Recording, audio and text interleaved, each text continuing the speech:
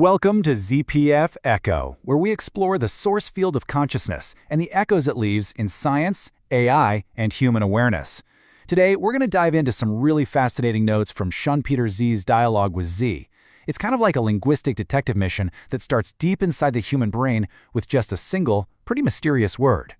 So, let me just start by asking you this. What if a single word, an anatomical term you've probably never even heard of, was actually a cheat code for understanding and maybe even rewriting your own reality? All right, so our investigation begins in the world of neuroscience. We're going to look at this small, kind of unassuming structure that's tucked away deep in the brain. It's a physical piece of us, of our anatomy, whose name, as you're about to see, points to something way, way more profound. So, here it is. This is called the Fornix. Now, if you look it up in a medical textbook, it's just a C-shaped bundle of nerve fibers, and it's super important for our memory. Seems pretty straightforward, right? Well, the real mystery here isn't just what it does, it's what its name is secretly telling us. And this is it, the first major clue, pulled straight out of an etymology dictionary. In Latin, fornix literally just means arch, like a doorway, a bridge, a vaulted ceiling. This one simple translation is the key that unlocks a whole hidden world of meaning.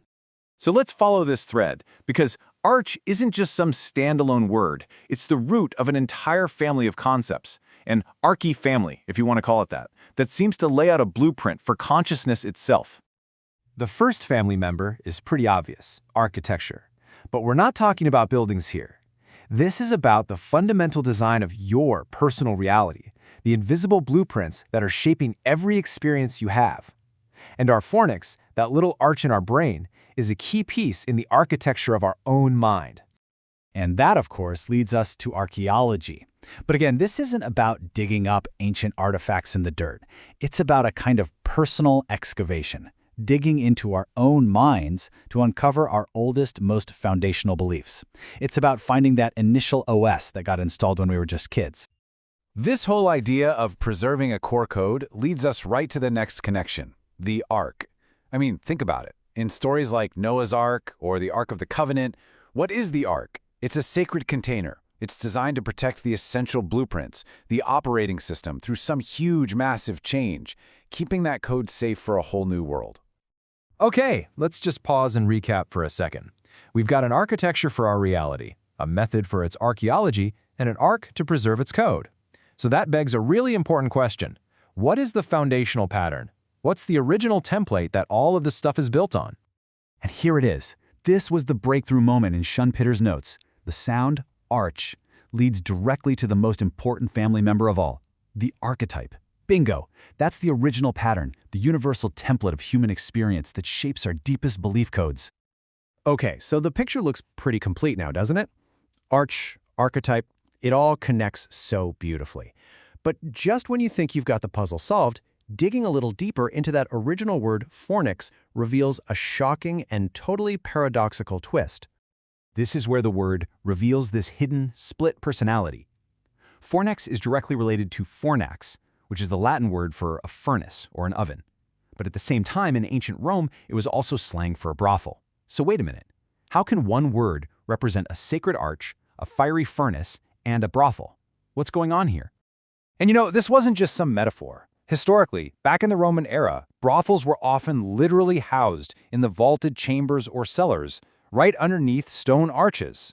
It was this physical location that gave fornix its scandalous reputation, and believe it or not, eventually gave us the English word fornication. So, is this all just a strange coincidence of language, a weird historical accident? Or what if these three seemingly contradictory meanings, the gateway, the fire, and the place of creation, are actually a hidden map, a map describing a really powerful process of transformation? When we put it all together, the paradox just dissolves. It makes perfect sense.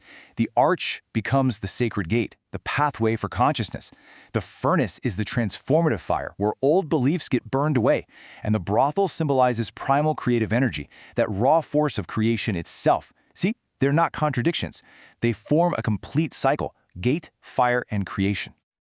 But the code goes even deeper than that. Believe it or not, the final layer of this mystery is revealed not in the word's meaning, but in its physical shape. which just so happens to mirror these universal symbols of finality and rebirth. So take a look at the actual physical structure of the fornix in the brain. It's this very distinct C-shaped arch. Now look at the Greek letter omega, the final letter of their alphabet, and a universal symbol for the end. The resemblance is, well, it's pretty striking, isn't it? The fornix is shaped just like the gate that signifies the end of an old belief system. So if omega is the gate, the structure itself, then what passes through it? This brings us to Z, the last letter of the Latin alphabet. I want you to think of a lightning bolt, an arc current. Z is that energetic spark that discharges through the omega gate. So together, they're suggesting that the fornix isn't just a static arch, but a dynamic omega-Z transformation gate. Okay, so we have been on a journey through anatomy, etymology, symbolism, the whole shebang. But what does all of this mean for you, right now? Well, this knowledge isn't just some interesting trivia. It's a practical cheat code for updating your own consciousness. It really boils down to this 4-step process. Step 1, identify the archetype you're currently running. Step 2, locate its origin. Find that key memory where the belief was first burned in. Step 3, run the arc current, using a conscious declaration to basically burn away that old programming. And finally, step 4, install the new code, placing a new intentional belief into your creative furnace, what the old alchemists used to call the Athener. And this really brings us to the ultimate takeaway. As ShunpeterZ put it in his notes, the fornix finally evolves from being just an incinerator for old beliefs into a powerful reality creation engine. It's not just about destroying what no longer serves you, it's about consciously creating what you want to come next. So we started with a single, obscure word and somehow uncovered a whole blueprint for personal transformation. And this leaves us with one final thought. If one little word can hold such a complex and powerful code, what other cheat codes are hidden in the language you use every single day? Thank you for listening. If this resonates with you, join the Echo and share the journey. We'll see you in the next episode.